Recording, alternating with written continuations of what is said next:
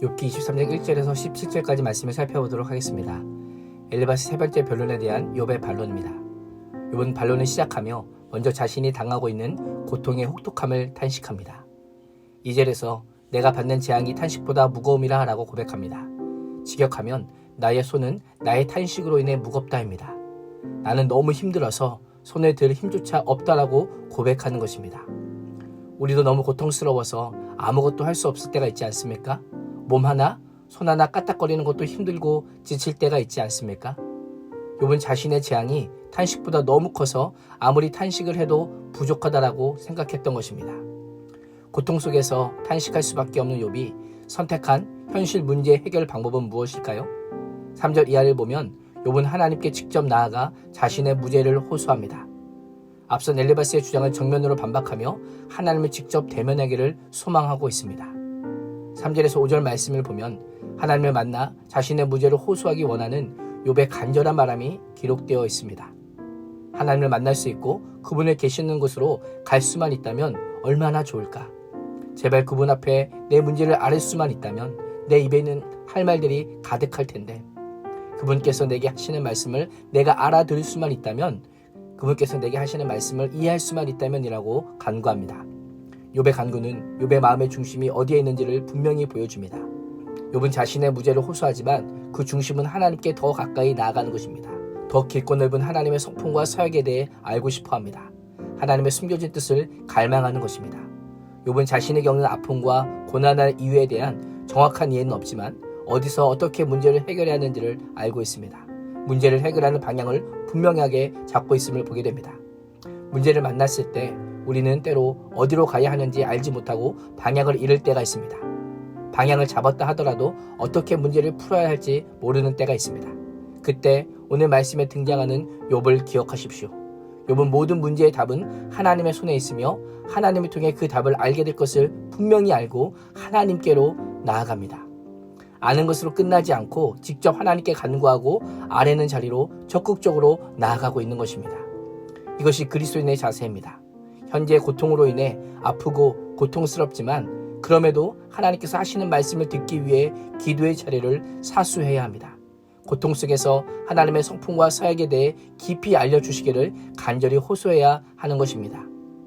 6절에서 7절은 욥이 하나님을 대면하는 장면을 상상하며 스스로에게 묻고 대답합니다.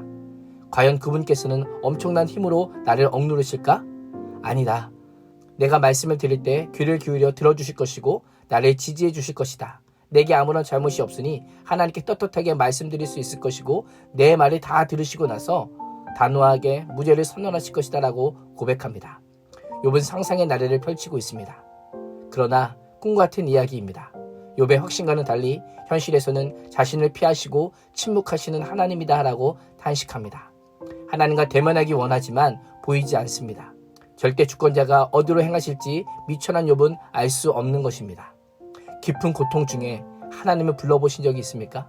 아무리 불러도 대답하지 않으시는 하나님의 침묵을 경험해 보신 분이라면 오늘 욥의 마음이 공감이 되실 것입니다.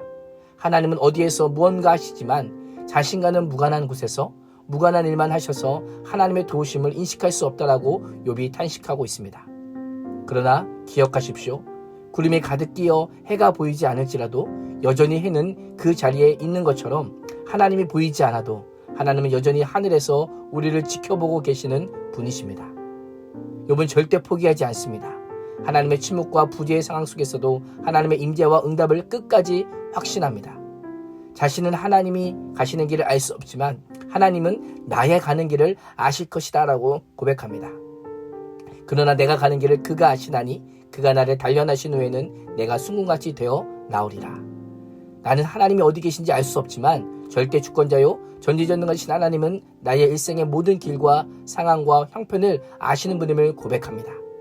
욥은 자신이 잘못하여 심판에 당하는 것이 아니라 자신을 감찰하시는 하나님으로 인해 순금으로 판별되는 과정이라고 믿고 있는 것입니다. 나의 모든 인생의 여정을 아신 하나님께서 자신을 시험해 보시면 순금처럼 자신이 하나님의 뜻에 합당한 정결한 자라는 사실이 입증될 것임을 고백하고 있는 것입니다. 11절과 12절에서 욥은 하나님의 말씀과 뜻과 하나님께서 원하시는 길에서 벗어나거나 왜곡시킨 일을 한 적이 없음을 고백합니다. 하나님의 입술에서 나오는 계명을 어긴 일이 없고 하나님의 입에서 나오는 말씀을 늘 마음속 깊이 간직하였다라고 고백합니다. 욥은 하나님만이 유일한 세상의 주권자요, 하나님 한번 뜻을 정하시면 어느 누구도 그것을 돌이킬 수 없고 반드시 이루실 것이기에 하나님 앞에서 떨린다라고 고백합니다. 오늘 역사뿐 아니라 자신의 고난도 하나님의 주권 안에서 일어난 일이기에 비록 다 이해할 수 없을지라도 순종하며 신뢰하기를 택하는 것이 바로 믿음입니다. 욥은 하나님의 계획이 무엇인지 구체적으로 알 수 없기에 더욱 두려워합니다. 엘리바스는 하나님의 패턴을 알고 그것을 따르는 것이 하나님을 경외하는 것이라고 말하지만 욥은 하나님은 언제든지 마음먹으신 대로 하실 수 있는 분이기에 우리가 그 패턴을 알 수 없고 알 수 없기에 하나님을 경외할 수밖에 없다라고 고백합니다. 엘리바스와 욥이 같은 주제를 다루고 있지만 해석에 따라 전혀 다른 의미를 가지고 있습니다. 엘리바스에게 겸손은 아는 것이요 알려고 하는 것이라면 욥에게 겸손은 모르는 것을 모른다고 인정하며 하나님 앞에 엎드러지는 것입니다.